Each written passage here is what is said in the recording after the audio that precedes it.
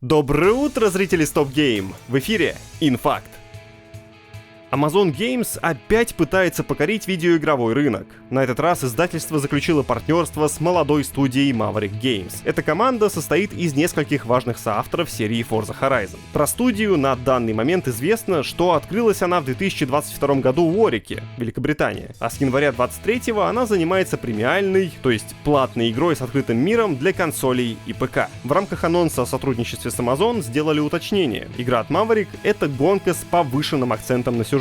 Занятно, что ведущим сценаристом игры станет Джейми Бриттейн, человек, известный успешным сериалом «Молокососы». Не знаю, связан ли он хоть как-то с гонками, если кто смотрел, напишите в комментах. Вот глава Maverick точно с машинками знаком. Творческий руководитель игры Майк Браун, и он является бывшим творческим руководителем серии Forza Horizon. Кроме того, из Playground Games прибыли руководитель по звуку Фрейсер Сташан и художественный руководитель Бен Пенроуз. Майк Браун заверяет, что хороший сюжет в гонках — штука недооцененная, маловато такого в индустрии. И вот они с командой это недоразумение собираются исправить. Нужно сказать, что в Forza Horizon уже пытались вводить элементы сюжета. Некоторые события связаны цепочками диалогов. Например, с режиссером, который снимает фильм с участием машинок. Или с блогером, который хочет покататься на тачках из ретро-игр. Но полноценными сюжетными линиями назвать эти события трудно. Они короткие, а постановки в них мало. Сюжетная гонка от Maverick выйдет когда-нибудь на ПК, PlayStation 5 и Xbox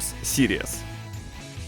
Теперь можно пройти игру на YouTube, то есть и раньше можно было, но теперь прям по-настоящему. На платформе стартовал раздел Playables, где присутствуют разные простенькие видеоигры. Resident Evil 4 тут пройти не получится, это к серьезным платформам вроде iPhone 15 Pro, а вот накормить ам-няма, популять злых птичек и развлечься другими мобилками запросто. Сейчас в разделе присутствует более 75 видеоигр, причем их даже скачивать не нужно. Нажал и играй. Игры поддерживают сохранение и могут отслеживать результаты игрока. Все это добро доступно не только в приложениях на iOS и Android, но и в браузере. Для справки, Playables тестировали в некоторых регионах на протяжении последних месяцев. Туда приглашали подписчиков YouTube Premium. Но теперь раздел, по всей видимости, открыт всем пользователям, лишь бы Playables там в принципе были доступны. Раздел запускают по всему миру, но постепенно. Google уточняет, что до некоторых территорий раздел может добраться лишь через несколько месяцев. Если будет игра про накладывание шаурмы в духе стареньких флешек, надо играть.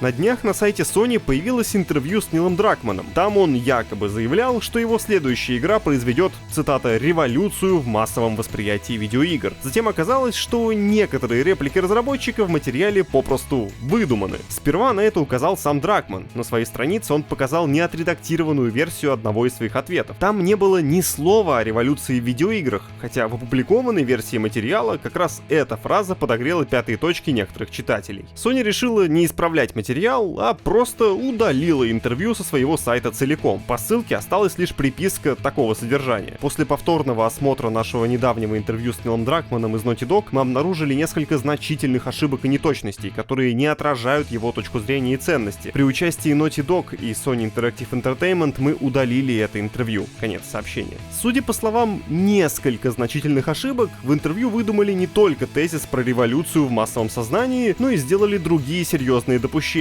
Какие именно, причастные не раскрывают. Почитать, что ж там такое было написано, можете в заметке на нашем сайте. Там все архивы сохранены.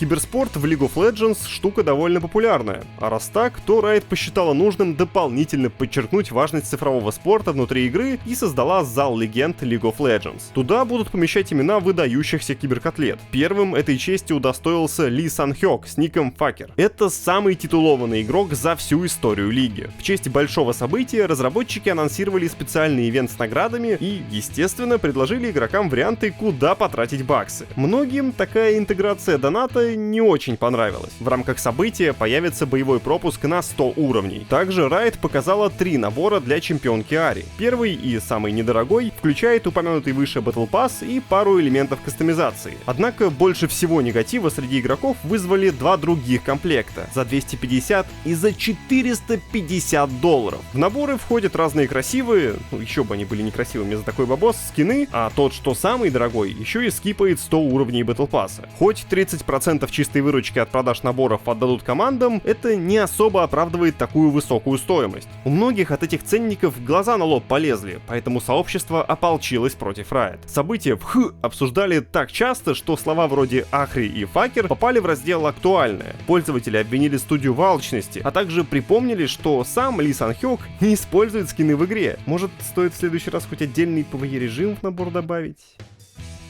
Слухи предсказывали, что Sony готовит новый выпуск шоу State of Play. И они оказались правдой. Компания официально заявила, что уже сегодня ночью представит охапку свежих анонсов. Ожидаются новости об играх для PS5 и PSVR 2, а также о проектах PlayStation Studios, выходящих в течение 2024-го. Всего же будет 14 игр, которые будут показывать в районе 30 минут. Официально, по слухам, могут анонсировать следующие: кроссовер Horizon и Lego, шутер Concord, новую игру от Team Asobi, создателей платформера Astrobot, и рассказать о второй жизни шлема PSVR 2. Кстати, про PSVR 2. Накануне пользователи обратили внимание на страницу сертификата для адаптера, которая появилась на сайте Южнокорейского агентства радиовещания и исследований. Название переходника — PlayStation VR 2 PC адаптер. Производить адаптеры будут в Китае, а сертификат был выдан в конце марта. Лишний намек, что именно эту штуку могут показать на State of Play. Шоу пройдет в ночь 30 на 31 мая в час по Москве. Что любопытно, сразу после State of Play пройдет Silent Hill Transmission от Konami. Возможно, события связаны, и какой-нибудь тизер покажут еще у Sony.